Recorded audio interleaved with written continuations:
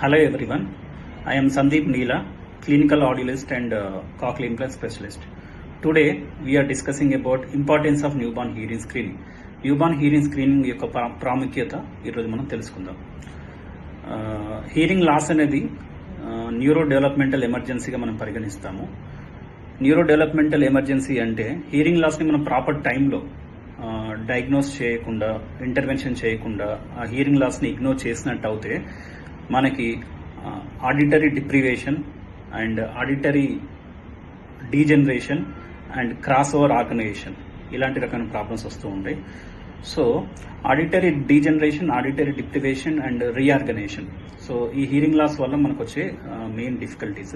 ఈ hearing loss వల్ల మనము ప్రాపర్ టైంలో డయాగ్నోస్ చేయకపోతే పిల్లల్లో మెయిన్గా speech and language developmental delay చూస్తుంటాం. కొంతమంది పిల్లల్లో హైపర్ యాక్టివిటీ ప్రాబ్లమ్స్, కొన్ని బిహేవియరల్ ఇష్యూస్ కూడా మనం చూసే అవకాశం ఉంటుంది. సో న్యూబార్న్ హీరింగ్ స్క్రీనింగ్ అంటే ఏమిటి?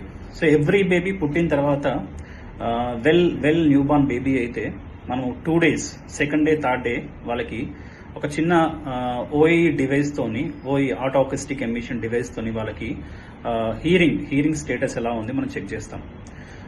సో ఎన్ఐసి బేబీస్ అయితే మనం బిఫోర్ డిశ్చార్జ్ అయ్యే ముందు ఒకసారి న్యూబార్న్ హీరింగ్ స్క్రీనింగ్ టెస్ట్ చేసి వాళ్ళని డిశ్చార్జ్ చేయడం జరుగుతుంది.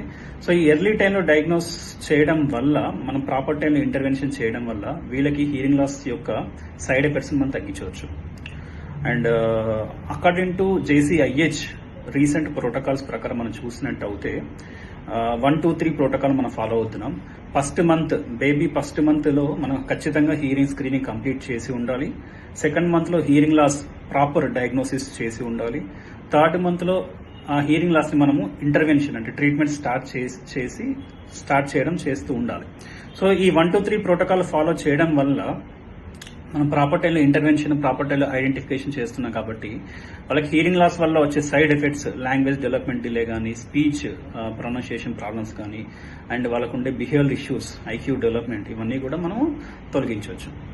అండ్ WHO గైడ్లైన్స్ ప్రకారము 1 in 1000 హెల్తీ న్యూబార్న్ బేబీస్లో మనం హీరింగ్ లాస్ చూస్తున్నాము. అండ్ 5 to 10 in 100 NICU బేబీస్లో మనం హీరింగ్ లాస్ చూస్తున్నాం.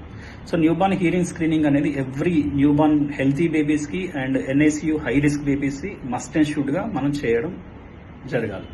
Thank you.